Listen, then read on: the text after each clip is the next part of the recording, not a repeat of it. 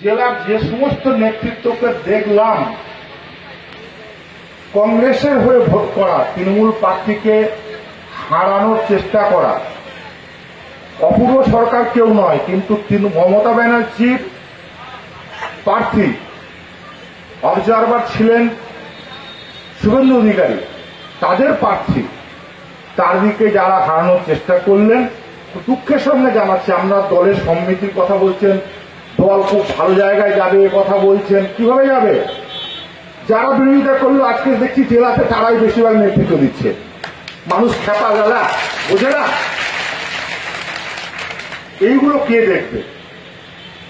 আমার আজকে যেহেতু সময় হয়ে গিয়েছে, আপনারা হয়তো জানেন না, দীর্ঘদিন ধরে আমি গলার প্রবলেমে ভুগছিলাম, আমি কথা বেশি বলা যাবে না। শুধু একটা কথা বলছি, এখানে কোঅর্ডিনেটর আছেন এবং আবু তাহের ভাই আছেন, আপনারা দলটা চশমা পরে দেখেন না, দলটা চশমা খুলে দেখুন। এই প্রসঙ্গে আমি একটা উদাহরণ আপনাদের সামনে তুলে ধরছি। এক নবদম্পতি চিড়িয়াখানায় গিয়েছে বেড়াতে, চিড়িয়াখানায় ঢুকেই দেখছে একটা বাঁদর একটা বাঁদরি দুজন দারুণভাবে খেলা করছে, একজন একজনকে জড়িয়ে ধরছে এবং তারা নিজেদের মধ্যে খুষ্টু নষ্টু করছে, আনন্দ করছে এবং মানুষকে আনন্দ দিচ্ছে। নবদম্পতি খুব খুশি হলো, সে তার স্বামীকে বলল, দেখো এদের ভালোবাসা কত মজবুত, এদের ভালোবাসা কত সুন্দর। এইভাবে গোটা চিড়িয়াখানা দেখতে দেখতে শেষ লগ্নে এসে সেই দম্পতির মুখ ভার হলো এবং সে খুব ভারাক্রান্ত হলো। তারপরে সে তার স্বামীকে বলল, দেখো সব জায়গাটা খুব ভালো লাগলো, কিন্তু শেষে এসে দেখলাম এই সিংহ আর সিংহীর এখানে, সিংহ একদিকে মুখ করে বসে আছে, সিংহী আর একদিকে মুখ করে বসে আছে। তার স্বামী তখন মুখে কোনো কথা না বলে একটা ছোট্ট ঢেলা নিয়ে সিংহীটাকে মারল। সঙ্গে সঙ্গে সিংহ কিন্তু গর্জন করে উঠে সেই লোকটার দিকে ঝাঁপিয়ে পড়ল।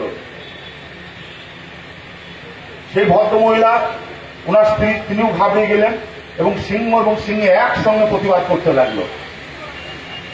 বলল ঠিক আছে এইবার চলো। লাস্টে এসে সেই বাঁদর আর বাঁদরি যেটাকে দেখে ওনার স্ত্রী ওদের ভালোবাসার কথা উদ্দেশ্যভাবে চিন্তা করেছিল, মনে খুব শান্তি হয়েছিল, বাঁদরিটাকে একটা ঢালা মারল। বাঁদরটা কিন্তু ছুটে পালিয়ে গেল, বাঁদরিটাকে বাঁচালো না। আজকে দলটার এই পরিস্থিতি, এই বাঁদরের মতন সেজে যারা অভিনয় করছে তাদের যোগ্যতা মর্যাদা দারুণ, কিন্তু হয়তো অন্যদিকে মুখ করে আছে, দলকে তারা হৃদয় দিয়ে ভালোবাসে, সেই সিংহ সিংহীর কোনো দাম নাই। তাই আরেকটা জিনিস দেখছি বিভিন্ন জায়গায়, যদিও আমি ছোট মুখে বড় কথা বলা উচিত নয়, কারণ আমাকে প্রথমে ব্লক সভাপতি, এখানে সাব ডিভিশন সভাপতি বলে আহ্বান করেছেন অপূর্ব সরকার, উনি নেতা বলে আহ্বান করেছেন, ওনাদের কাছে আমি কৃতজ্ঞ। বিভিন্ন জায়গায় দেখতে পাচ্ছি, হয়তো আবু তাহের ভাই খারাপ লাগবে আমার কথাটা শুনে, আমরা দীর্ঘদিন রাজনীতিতে একটা জিনিস দেখেছি, জেলার সভাপতি সে বামফ্রন্ট আমলে দেখেছি, কংগ্রেস আমলে দেখেছি, জেলা সভাপতি শেষ কথা বলে। আমার মনে হয় দল যদি একটা সিস্টেমে না চলে, জেলা সভাপতি ফার্স্ট নামে আছে, প্যাড পেয়েছে, হ্যাঁ, কিন্তু জেলা সভাপতি জানে না কোথায় কি জয়েন হচ্ছে, জেলা সভাপতি জানে না আরেক জায়গায় মিটিং হচ্ছে, একটা জায়গায় কোঅর্ডিনেটর, সে কোঅর্ডিনেটর না, সে গিয়ে আরেক জায়গায় মিটিং করছে, সেখানকার কোঅর্ডিনেটর জানে না যে মিটিং হচ্ছে। এইরকম যদি চলতে থাকে, আমি দায়িত্ব নিয়ে বলছি আগামী দিন দলের পরিস্থিতি ভালো হবে না। অতএব এগুলো দেখার জন্য সকলকে অনুরোধ করছি। আর একটা জিনিস কেউ বলল না, সেটা হচ্ছে আপনাদের মধ্যে না, যারা বুথ কর্মী তাদের মধ্যে না, আমাদের নেতাদের মধ্যে সবাই পকেটে করে কাঠি নিয়ে দাঁড়িয়ে আছে, কে কার পাশাতে দিল। এইটা যদি বন্ধ না হয়, দল কখনো সমৃদ্ধ হবে না, কখনো ভালো হবে না। সকলে ভালো থাকুন, সকলকে আমি আমার আন্তরিক শ্রদ্ধা, সালাম, ভালোবাসা জানাই। হ্যাঁ, আজকে বক্তব্য শেষ করছি। তৃণমূল কংগ্রেস জিন্দাবাদ।